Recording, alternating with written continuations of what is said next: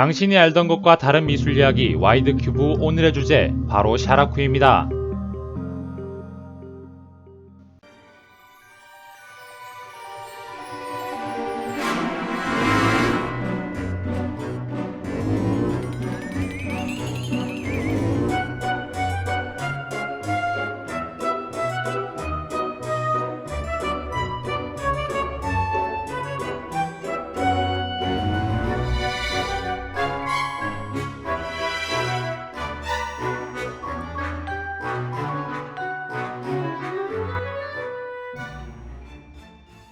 라파엘로 다빈치와 함께 세계 3대 초상화가로 불리고 있는 일본의 국민화가 샤라쿠. 에도 막부 시대, 통일된 일본 열도는 경제적인 부흥을 토대로 문화적인 발전을 거듭합니다. 샤라쿠는 이 에도 시대 1794년 단 10개월 동안 140작품의 목화나 우키요에를 남기고 호련히 자치를 감춘 일본의 천재화가입니다. 그런 그가 기몽도라는 설이 있습니다. 이 설은 1997년 인재개발원 이영희 교수의 또 한 사람의 샤라쿠라는 책이 발간되면서 시작됩니다. 당시 이 책이 발간되었을 때 책의 주제가 만들어낸 파급력은 강력했습니다. 역사적으로 언제나 일본보다 우리가 우수하다고 생각했던 한국, 항상 자기보다 아래라고 생각하는 한국이 본인들의 조상 또는 문화의 본류라는 사실이 항상 거슬렸던 일본, KBS, 일본의 아사히 등에서 이 이야기를 다루면서 사람들의 관심이 증폭되었습니다. 간단하게 가설을 정리하면 이러합니다. 첫 번째, 정조가 기몽도를 일본에 보내어 일본 내 군사적 정보를 그려오라고 한 적이 있다. 두 번째, 기몽도의 그림과 샤라쿠의 그림에서 유사점을 많이 찾을 수 있다. 세 번째, 일본에서 샤라쿠가 활동했던 시기에 조선에서 기몽도의 기록을 찾을 수가 없다.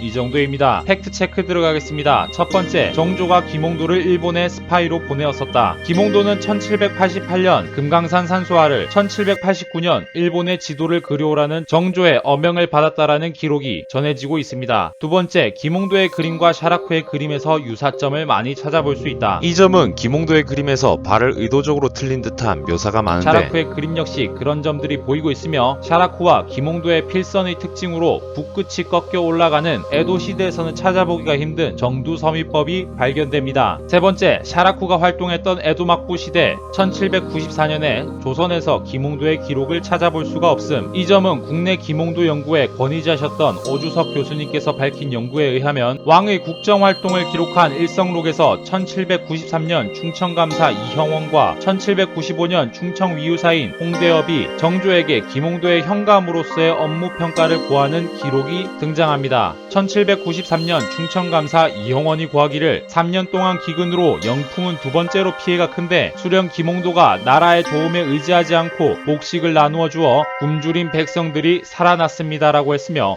1795년 충청위유사 홍대업이 고하기를 영풍 현감 기몽도는 단연간 벼슬에 있으면서도 하나도 잘한 행적이 없으며 백성에게 악행을 베풀어 경내 전체가 소란하고 원망하는 비방이 자자하다고 합니다. 라며 정조에게 기몽도의 악행을 고하였습니다. 이런 상반되는 보고에 오주석 교수님의 말씀을 빌리자면 중인 출신의 기몽도를 시기한 항소문이라고 합니다. 시기상 딱 1794년 기록이 없는 것은 맞으나 전국적인 대기근에 정조가 당시 현감인 기몽도를 일본으로 보낸다는 것 자체가 큰 허구입니다. 또 당시 조선통신사 기준으로 평균적으로 조선에서 일본까지 1년 정도가 걸린 것을 본다면 기몽도가 샤라쿠이기 위해서는 1793년 본인 고을에 대기근으로 모두가 죽어가고 있을 때 왕명을 받아 백성을 등지고 일본으로 쏜살같이 쉬지도 않고 걷고 밀항에서 일본의 지도를 빨리 그리고 염탐하면서 남는 시간에는 나무를 깎아 목 하나를 그린 후 140작품을 일본에 남겨둔 채 쏜살같이 쉬지도 않고 조선으로 돌아와야 하는 것입니다. 결국 눈, 코, 입 다 맞는 것 같은데 정작 비율이 안 맞는 이 상황.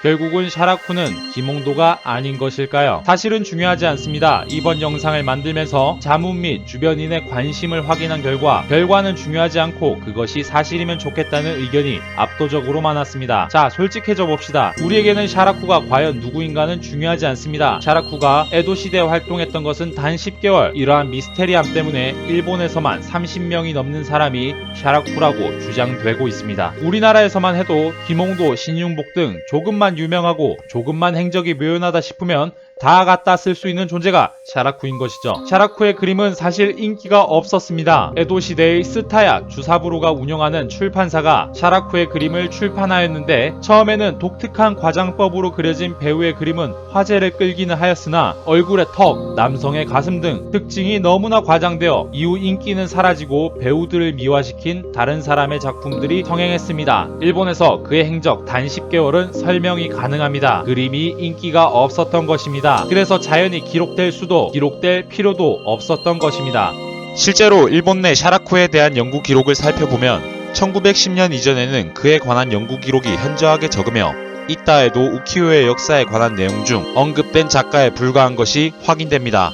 하지만 독일의 미학자 율리어스 쿠어트가 샤라쿠라는 연구를 낸 1910년 이후 샤라쿠에 관한 연구는 폭발적으로 늘어납니다. 당시 유럽 내에는 이미 일본의 우키요의 그림들이 많이 유입되어 있었습니다. 유럽인들이 도자기를 수입했었는데 거기에 포장지 및 완충제 정도로 함께 유입되었던 것이 우키요에인 것입니다. 그런데 유럽인들이 보기에는 이 우키요에에서 동양에 대한 신비함이 너무나 강력하게 느껴졌습니다. 이에 따라 일본 화단에 자포니즘이 유행하게 되었고 서양에서 는 자연히 연구가 진행되면서 샤라쿠라는 작가를 연구하게 된 것입니다. 정작 일본에서는 아무 관심도 없었는데 말이죠. 율리어스 쿠어트의 연구 이후 일본은 그때서야 샤라쿠의 작품을 수집합니다. 하지만 작품들은 남아서 확인이 되었지만 정작 그것을 그린 사람에 대한 기록은 찾을 수가 없었습니다. 샤라쿠는 일본의 자랑스러운 국민 화가가 아니라 일본의 부끄러운 기억이 되어야 한다고 생각합니다. 본인들의 관심에서 멀어졌던 것이 세계에서 곽강을 받으니 그때서야 연구가 되는 현실은 부끄러운 것입니다. 저는 여기서 의문이 생겼습니다. 사람들은 왜 김홍도가 샤라쿠였으면 하는 것일까? 사람들은 상대적으로 김홍도보다 샤라쿠가 더 뛰어난 화가라고 생각하는 것 같습니다. 그래서 세계가 인정하는 샤라쿠의 업적에 김홍도를 씌우고 싶은 것이지요. 과거에는 국력이 약해 우리 문화의 자존감이 낮았을 수도 있다고 생각합니다. 하지만 지금도 우리 문화가 일본의 문화보다 인식이 낮은 것은 우리의 관심이 부족해서가 아닐까요? 나아가 우리의 관심이 부족한 것은 미술 교육이 재미없어서가 아닐까요? 와큐는 재밌는 미술 컨텐츠로